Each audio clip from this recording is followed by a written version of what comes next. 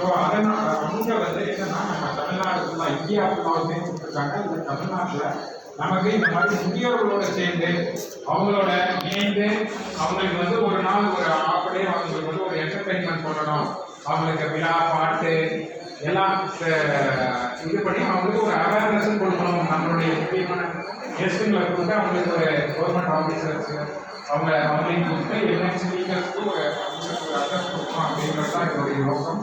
So அதன்படி இது நம்ம நடத்திட்டு இருக்கோம். ரொம்ப டைம் ரொம்ப கம்மியாக இருக்கு, அதனால் நான் சுருக்கமாக முடிச்சுருக்கிறேன். ஸோ இங்கே வந்து அனைவருக்கும் என்னுடைய நன்றிகள்.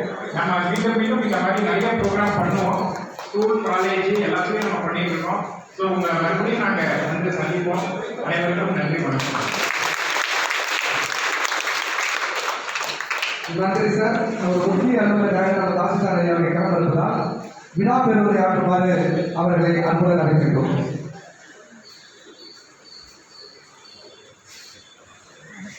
Thank you.